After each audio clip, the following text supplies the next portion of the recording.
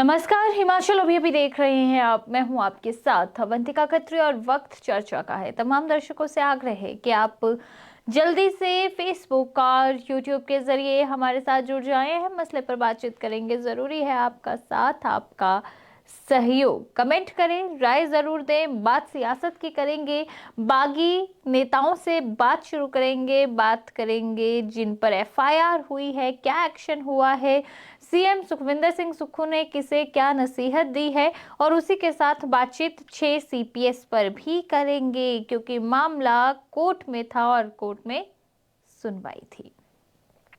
तो इन सब मसलों पर बात करेंगे, इसलिए आप हमारे साथ जल्दी से जल्दी जुड़ जाएं फेसबुक और यूट्यूब पर। हिमाचल की सियासत में जो कुछ घटित हो रहा है उस पर अपनी राय भी जरूर दीजिएगा। जब तक देखिए आपके जुड़ने का सिलसिला जारी है, मैंने आपको टॉपिक्स बता दिए हैं। आज हम किस किस पर बातचीत करेंगे, और सबसे पहले बात शुरू करते हैं बागियों से ही। देखिए, हिमाचल प्रदेश की अगर आप सियासत की बात करें, बहुत उठापटक मची हुई है। स्थिति संभल रही है, लेकिन फिर एक ऐसा कोई बयान आ जाता है कि ऐसा लगता है कि अभी भी हालात सुधरे नहीं है। हालांकि ये जरूर है कि सरकार, जो पहले एकदम से स्थितियां बन गई थी कि सरकार गिर जाएगी, वो खतरा अभी टल गया है। सुख सरकार 34 विधायकों के साथ एक स्टेबल अभी कहीं ना कहीं हो गई है।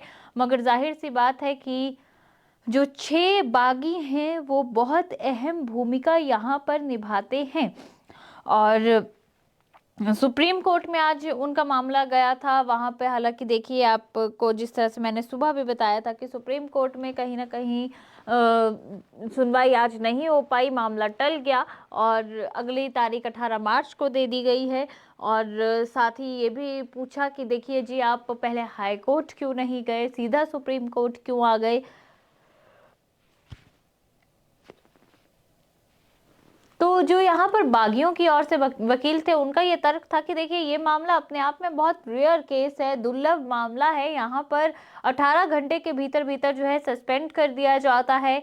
तो कहीं ना कहीं इसीलिए सुप्रीम कोर्ट का दरवाजा खटखटाया है। हालांकि आज क्योंकि बागियों के जो मुख्य वकील थे वो यहाँ प्रेजेंट नहीं हो पाए थे, जिसके चलते अगली तारीख यहाँ पर मिल गई। और ये तारीख मिली है सोमवार की, यानी कि लगभग आप कह सकते हैं कि इसमें एक हफ्ता अभी है। दूसरी ओर अगर आप देखिए बात करेंगे, तो जहां सुप्रीम कोर्ट में बागियों को आज एक तरह से आप कह सकते हैं राहत नहीं मिली, केवल अगली तारीख मिली है, वहीं हिमाचल हाई कोर्ट में जरूर 2 नेताओं को राहत मिली है। एक है चैतन्य शर्मा के पिता, चैतन्य शर्मा जो कि बागी हैं, उनके पिता को राहत मिलती हुई नजर आ रही है। और उसके साथ ही जो आजाद विधायक हैं आशीष शर्मा, इन्हें भी राहत मिली है। देखिए, बीते कल हमने आपको बताया था कि कांग्रेस के 2 विधायकों ने, अवस्थी और जो गौड़ हैं, उन्होंने एफआईआर दर्ज करवाई है बालूगंज थाने में। भ्रष्टाचार के आरोप लगाए गए हैं, विधायकों की खरीद फरोख्त और गलत तरीके से सरकार गिराने के आरोप आशीष शर्मा के विधायक जो हमीरपुर से, उन पर, और चैतन्य शर्मा के पिता पर। अब इस पूरे मामले पर आशीष शर्मा को तो कल देखिए बयान आया था। उन्होंने साफ तौर पर कहा था कि गलत तरीके से ये एक्शन लिया जा रहा है, झूठा केस बनाया जा रहा है, और उन्होंने मानहानि का दावा करने की बात भी कही थी। दूसरी ओर चैतन्य शर्मा की भी आज स्टेटमेंट आती है। वो भी साफ तौर पर कहते हैं कि कहीं ना कहीं ये जो कार्यकाल है सुख की सरकार का, इसे काले अक्षरों में लिखा जाएगा, क्योंकि यहाँ पर सिर्फ डराने, धमकाने और दबाव बनाने का काम हो रहा है। उनका साफ तौर पर यह आरोप है कि जलालत विधायकों को मिली जब उन्होंने अपना काम करवाने की इच्छा जताई, अपने इलाके का काम करने की बात रखी, उनके साथ अभद्र व्यवहार किया जाता था। और यही नहीं, चैतन्य शर्मा ने एक और बड़ी बात ये कही है कि जिस तरह से उनके पिता पर मामला दर्ज करके दबाने की कोशिश कहीं ना कहीं हो रही है, डराने की कोशिश हो रही है, तो वो इन सब में नहीं आएंगे और अपनी बात को बेबाकी से रखते रहेंगे। हालांकि जो राहत की हम बात कर रहे हैं, आपको बता दें कि यहाँ पर जो बड़ी राहत मिलती हुई नजर आ रही है चैतन्य शर्मा के पिता और जो निर्दलीय विधायक हैं आशीष शर्मा उन्हें, क्योंकि हाईकोर्ट की ओर से, हिमाचल हाईकोर्ट की ओर से दोनों को अंतरिम अग्रिम जमानत मिल चुकी है। ये जो बड़ी जानकारी आपको निकलकर सामने हम दे रहे हैं, अंतरिम अग्रिम जमानत जो है वो दोनों को मिल चुकी है, आशीष शर्मा को और उनके साथ ही चैतन्य शर्मा के जो पिता हैं उन्हें। न्यायाधीश रंजन शर्मा ने राकेश शर्मा और आशीष शर्मा द्वारा दायर अग्रिम जमानत याचिका की सुनवाई के बाद दोनों प्रार्थियों को ये आदेश दिए हैं कि वो 15 मार्च को अब बालूगंज पुलिस थाने के समक्ष अपनी उपस्थिति दर्ज करें और जांच कार्य में सहयोग करें। अब देखना यह है, देखिए तमाम बागी जो है वो उत्तराखंड में है। आजाद प्रत्याशी को, माफ कीजिएगा, आजाद जो विधायक है उन्हें बुलाया गया है और शिमला बुलाया गया है बालूगंज थाने में, जहां पर यह मामला दर्ज किया गया है। अंतरिम जमानत भले ही मिल गई है लेकिन हाईकोर्ट ने कहा है कि आप जांच में सहयोग करें और 15 मार्च को आएं। अब देखना यह है कि क्या 15 मार्च को आशीष शर्मा पहुंचते हैं या फिर नहीं पहुंचते हैं। चैतन्य शर्मा के भी पिता की बात करें तो जब से ये मामला दर्ज हुआ है बताया जा रहा है कि वो भी कहीं ना कहीं अंडरग्राउंड एक तरह से हो गए हैं। उनके बारे में भी कोई ज्यादा जानकारी निकल कर बाहर नहीं आ रही है। तो क्या चैतन्य उस दिन शामिल होते हैं, चैतन्य शर्मा के पिता बालूगंज आ पाते हैं या नहीं आते हैं। दूसरी ओर अगर आप बात करें आशीष शर्मा जो कि अभी उत्तराखंड में है तमाम बाकी 8 नेताओं के साथ, तो क्या आशीष शर्मा उनका साथ छोड़कर अकेले शिमला आते हैं। अगर पहुंच जाते हैं तो किस तरह का माहौल उनके लिए वहां पर बनता है, ये तमाम चीजें हैं। लेकिन फिलहाल अगर हम बात करें तो कोर्ट की ओर से यही कहीं ना कहीं कहा गया है कि आप 8 तारीख, माफ कीजिएगा 15 तारीख को आए। देखिए दोनों पर ही जो आरोप हैं वो भ्रष्टाचार के आरोप लगाए गए हैं और मामला यही है कि गलत तरीके से सरकार को गिराने की कोशिश की गई। धारा 420, 171A और 171C, 120B और भ्रष्टाचार निवारण अधिनियम की धारा 7 एवं 8 के तहत यहाँ पर मामला दर्ज किया गया है दोनों के ऊपर। हालांकि अब देखना यह है कि आखिर दोनों शामिल होते हैं 15 तारीख को या फिर नहीं होते हैं। अगर नहीं होते हैं तो आगे किस तरह का एक्शन लिया जाता है, क्योंकि दोनों की ओर से कहीं ना कहीं जो स्पष्टीकरण आया है वो यही आया है कि गलत तरीके से उन पर ये मामला दर्ज किया गया है। हालांकि बीजेपी, माफ कीजिएगा, कांग्रेस की ओर से ये भी दावा किया जा रहा है कि बकायदा उनके पास सबूत हैं कि ये दोनों कहीं ना कहीं इस तमाम चीजों में शामिल थे। यहाँ पर जिन्होंने एफआईआर दर्ज करवाई है उन्होंने ये मांग भी की है कि इनके जो बैंक डिटेल्स हैं वो चेक किए जाए, बैंक खाते जो है जांचे जाएं।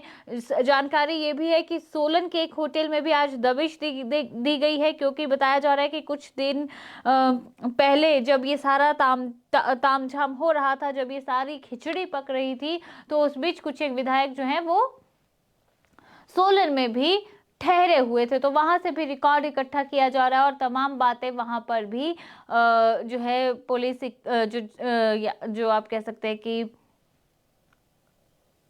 यहाँ पर सबूत है वो इकट्ठे करने की कोशिश कर रही है। हालांकि इन दोनों ही मामलों पर अब जो सुनवाई है वो 16 मार्च को होगी, यानी कि एक दिन बाद, जब 15 मार्च को इन्हें बुलाया गया है और उसके बाद एक दिन बाद जो है ये सुनवाई 16 मार्च को रखी गई है। तो देखना होगा कि इस पूरे केस का क्या निकलकर सामने आता है। लेकिन इसी बीच अगर हम बात करें तो जहां एक और बागी उत्तराखंड से लगातार बयान दे रहे हैं दोनों, और कहीं ना कहीं आप कह सकते हैं कि हिमाचल प्रदेश से कांग्रेस की सरकार और वहां से उत्तराखंड से बागी एक दूसरे पर जमकर हमला बोल रहे हैं।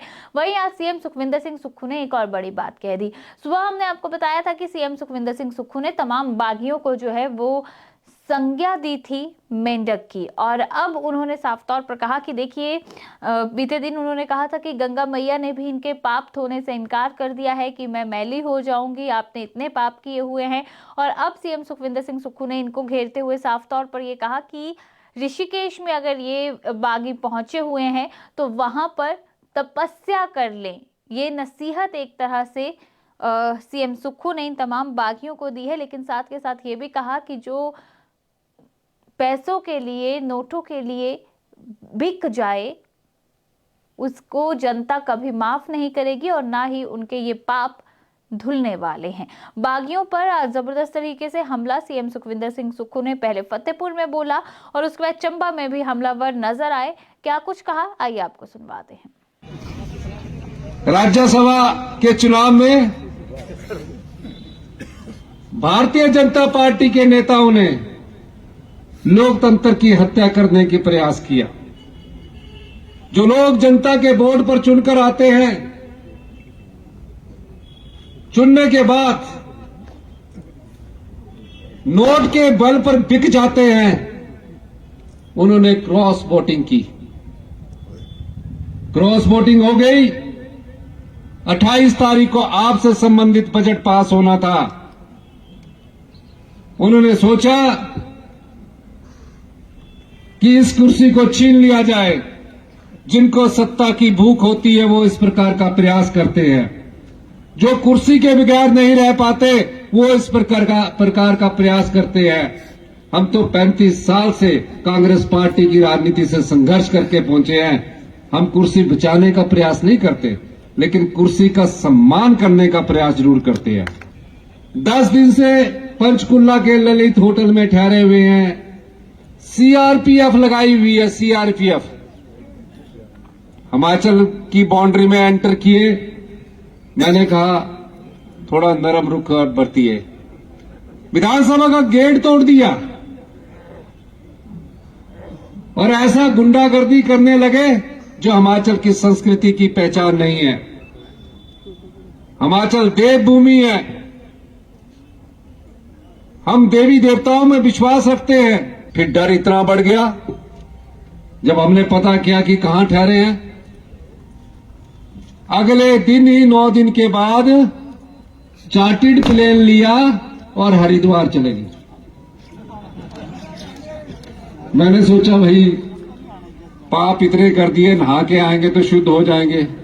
गंगा मैया ने भी बोल दिया ना भाई ना, तुमने पाप इतने किए, तुम मेरे पास मत नहाओ, मैं मैली हो जाऊंगी। फिर क्या हुआ, वहां से भी उठे और ऋषिकेश चले गए। अब वहां अच्छी तरह तपस्या करिए। कुएं के मेंढक की तरह उछल रहे हैं। एक जगह से जाकर दूसरी जगह जा रहे हैं, दूसरी जगह से जाकर तीसरी जगह जा रहे हैं। और जो लोग जनता की भावनाओं से खिलवाड़ करते हैं, आप बताइए क्या वो सच्चे सेवक हो सकते हैं? दोनों हाथ खड़ा करके बताइए। दोनों हाथ खड़ा करके बताइए। तो सुना आपने क्या कुछ यहाँ पर 6 बागियों को सीएम सुखविंदर सिंह सुक्खू ने नसीहत दी है। खैर ये मामला तो हो गया बागी बनाम सीएम को लेकर, लेकिन हिमाचल प्रदेश में 6 कांग्रेस के विधायक और हैं जिनका मसला कोर्ट में अटका हुआ है और ये हैं कांग्रेस की ओर से बनाए गए 6 सीपीएस, जिसमें आशीष बुटेल है, किशोरी लाल है, अवस्थी हैं, ब्राक्टा हैं। ये तमाम वो चेहरे हैं जिन्हें सीपीएस बनाया गया था। हालांकि ये मामला देखिए काफी समय से कोर्ट में चल रहा है, हाई कोर्ट में चल रहा है। यहाँ पर पिछली बार जो हुआ था, पिछली सुनवाई जो अंतिम सुनवाई हुई थी, उसमें कोर्ट ने आदेश दिए थे कि जब इस मामले में फिलहाल जो ये सारे सीपीएस हैं 6 के 6, ये कोई भी ऐसी सुविधा नहीं लेंगे जो मंत्रियों वाली है। तमाम, चाहे आप गाड़ी की बात कर ले, बाकी चीज़ों की बात कर ले, वेतन भत्तों की बात कर लें, उस पर फिलहाल पहले पिछली सुनवाई में ही रोक लगा दी थी। आज छुट्टियों के बाद इस मामले में दोबारा जो है वो सुनवाई हुई और एक लंबी बहस चली दोनों ओर से। लगभग बताया जा रहा है कि 2.5 घंटे तक सीपीएस मामले में प्रदेश हाईकोर्ट में सुनवाई होती है और अब इसमें अगली तारीख मिल गई है। आगामी जो सुनवाई है, बताया जा रहा है, जो जानकारी आई है, 2 अप्रैल के लिए अब अगली सुनवाई निर्धारित की है। कोर्ट ने इस मामले की पिछली सुनवाई के बाद अंतरिम आदेश जारी किए थे कि सभी सीपीएस को मंत्री वाली सुविधाएं ना दी जाएं और मंत्रियों वाले काम करने पर भी रोक लगा दी थी, जबकि उनके सीपीएस बने रहने पर मामले में सुनवाई अभी भी चल रही है। कोर्ट में सरकार की ओर से बताया गया कि सभी सीपीएस कानून के अनुसार ही अब काम कर रहे हैं। कोर्ट को यह भी बताया गया कि सीपीएस मंत्री वाली सुविधाएं भी नहीं ले रहे हैं। लेकिन न्यायाधीश विवेक सिंह ठाकुर और न्यायाधीश बीसी नेगी की खंडपीठ की ने याचिकाकर्ता और से बहस सुनने के बाद आगामी बहस के लिए यहां पर 2 अप्रैल की तारीख निर्धारित की। आपको बता दें कि इस पूरे मामले में बीजेपी नेता सत्ती सहित 12 बीजेपी विधायकों ने सीपीएस की नियुक्ति को चुनौती दी है। सीपीएस की बात करें, अर्की से संजय अवस्थी हैं, कुल्लू से सुंदर सिंह, दून से राम कुमार, रोडू से ब्राक्टा, पालमपुर से आशीष बुटेल और बैजनाथ से किशोरी लाल। ये तमाम वो 6 कांग्रेस के विधायक हैं जो अभी सीपीएस के पद पर तैनात है। इन्हें अलग अलग मंत्रियों के साथ अटैच किया गया है, उनके साथ ये कामकाज देखते हैं और अब इस मामले में 2 अप्रैल को सुनवाई होनी है। कहीं ना कहीं माना जा रहा है कि बहुत अहम रहने वाली है 2 अप्रैल की सुनवाई भी, क्योंकि अब ये मामला क्लियर होता हुआ नजर आ रहा है और यही कयास लगाए जा रहे हैं कि बहुत जल्द हाईकोर्ट जो है सीपीएस मामले में भी अपना फैसला दे सकता है। और अब सीपीएस क्या कुर्सी पर बने रहेंगे, ये कांग्रेस के जो 6 विधायक है ये सीपीएस की कुर्सी पर बने रहेंगे या नहीं बने रहेंगे। अगर नहीं बनते हैं, अगर इन्हें सीपीएस की कुर्सी से हटा दिया जाता है तो किस तरह के राजनीतिक हालात हिमाचल प्रदेश में पैदा होते हैं, क्योंकि कहीं ना कहीं बार बार ये बात निकलकर सामने आ रही है कि 6 बागी ही असंतुष्ट नहीं है, बल्कि जो सरकार के साथ अभी हैं उनमें भी बहुत से नेता ऐसे हैं, बहुत से विधायक ऐसे हैं, मंत्री ऐसे हैं जो असंतुष्ट हैं। तो क्या कुछ चीजें आगे हिमाचल की सियासत में घटेंगी ये तो वक्त बताएगा, लेकिन जिस तरह के बयान सामने आ रहे हैं, जो कुछ चीजें अभी हिमाचल प्रदेश में सियासी गलियारों में हो रही हैं, इससे यही लग रहा है कि आने वाले समय में अभी ये लड़ाई लंबी चल सकती है और सियासी पारा और ज्यादा बढ़ सकता है। खैर, आज जो कुछ कोर्ट में हुआ, जिस तरह के बयान बाकी जनसभाओं से भी सामने आए, सोशल मीडिया में सामने आए, उन पर आपकी क्या राय है आप कमेंट करके हमें जरूर बता सकते हैं। और इसी के साथ फिलहाल अभी इस कार्यक्रम में मैं आपसे इजाजत लेना चाहूंगी। नमस्कार।